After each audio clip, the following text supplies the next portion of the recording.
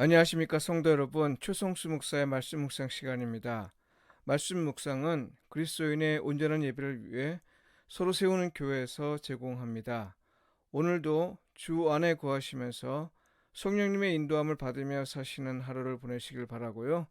하나님과 이웃에게 참사랑으로 반응하며 사시길 축복하며 기도합니다. 오늘 묵상 본문은 요한계시록 4장 1절로 11절까지의 말씀입니다. 이 일 후에 일어난 일들은 예배입니다. 이 제목으로 말씀을 묵상하겠습니다. 아시아 7교회에 보낸 편지의 수신인은 교회의 사자입니다.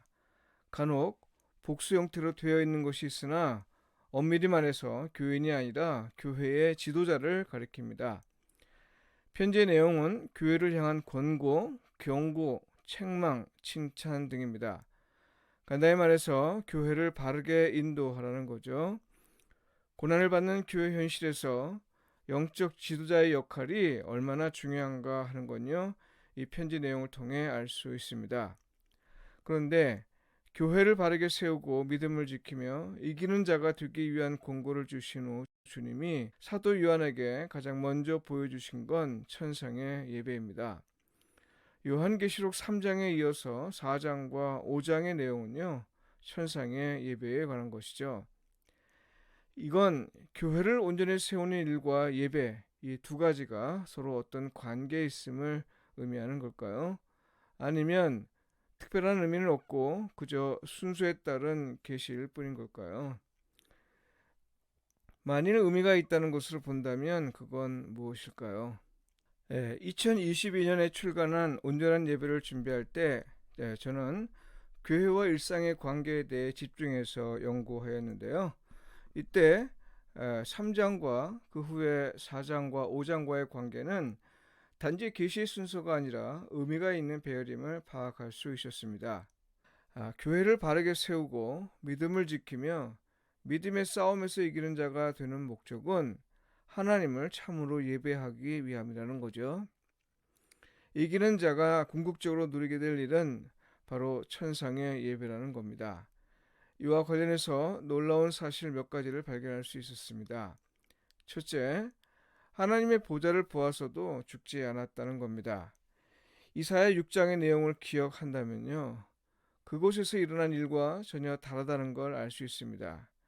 이사야 선지자는 천상 회의를 보았는데요, 그는 하나님의 보좌를 보고는 두려워 떨면서 자기가 죽을 것을 염려해야 했습니다. 죄인이 거룩하신 하나님을 배웠기 때문이죠. 그런데 이곳에서는 그런 일이 발생하지 않습니다. 예배에서는 하나님을 배워도 죽지 않는 생명을 누리게 된다는 거죠. 이런 생명을 가리켜 성경은 영생이라 말합니다. 이런 생명을 누리는 자는 이기는 자이고요. 하나님을 예배하는 자리에서는 죽을 수밖에 없는 생명이 영생으로 바뀌게 된다는 사실을 말해 줍니다. 이기는 자는 세상에서 하나님의 은혜 안의 삶, 곧 하나님 나라의 삶을 누리게 된다는 거죠. 둘째, 이것이 성령에 감동된 결과라는 겁니다. 영생은 죽어서만 누리는 은혜가 아니라는 거죠. 성령이 함께하는 사람, 곧 예수 그리스도를 주님으로 영접한 사람에게 주어진 은혜라는 겁니다. 영생은 사람의 힘으로 절대 얻을 수 없고 누릴 수 없습니다.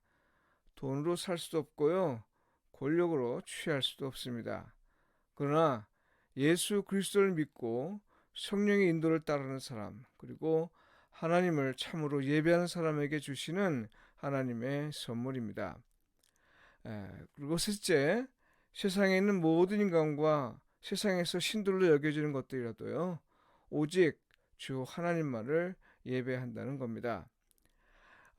성경이 말하는 내 생물은 탁월하고 용감하고 헌신하고 지혜로운 사람을 상징합니다. 세상에 속한 사람이라면 지혜와 용기와 탁월함과 재능을 자기를 위해 사용하고 재물과 명예와 권력을 얻으려 하고 심지어 사람들을 위해서 군림하려고 할 겁니다. 그러나 하나님 앞에 선다면 그들은 경배하며 찬양으로 예배하는 자에 불과합니다. 이 사실을 깨달을 때 우리는 하나님 앞에서 겸손할 수 있습니다. 그리고 24장로들은 세상에서 특히 바벨론 종교의 배경에서는 신으로 여겨지는 것들을 상징합니다.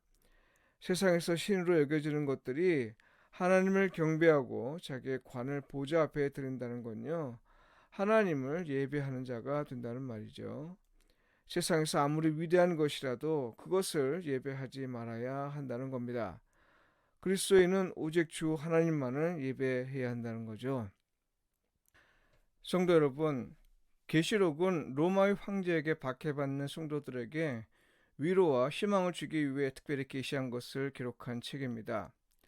3장까지의 내용은 참 위로와 희망은 그저 비전을 통해 얻을 수 있는 게 아니고요, 믿음의 선한 싸움에서 이기는 자가 되기 위해 뼈를 깎는 수고를 기울여야 할 것을 말하고 있습니다. 4장과 5장은 세상에서 어떤 모양의 인간이든 또 심지어 사람들에 의해 신으로 여겨지는 것들이라도 하나님 앞에선 하나님을 예배하는 자라는 사실을 알려주면서요, 이 점을 염두에 두고 믿음의 싸움을 경주해야 할 것을 권고하고 있습니다. 또 이 싸움에서 이기는 자는 고난의 현장에서도 하나님을 예배하며 살 수 있음을 보여주고 있습니다. 교회 개혁이 필요하다는 건 누구나 동의하는 바입니다. 그러나 그것이 참 예배를 목적으로 한다는 건 간과하는 경우가 많습니다. 생각을 바꾸고 행위를 고치는 것으로 만족하면 안 되고요, 교회에서와 일상에서 하나님을 온전히 예배하는 자가 되어야 합니다. 특히 영적 지도자로 여겨지는 사람들은 이 점을 명심해야 할 겁니다. 기도드리겠습니다. 거룩하시고 전능하시며 영원히 계시는 하나님, 영광과 존귀와 권능을 받으시기 합당하신 하나님이십니다. 천지를 창조하시고 하나님의 뜻대로 다스리시고 돌보시는 줄 믿습니다.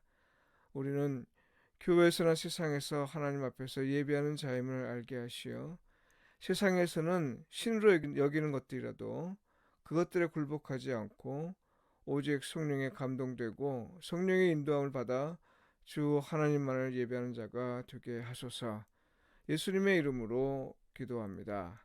아멘.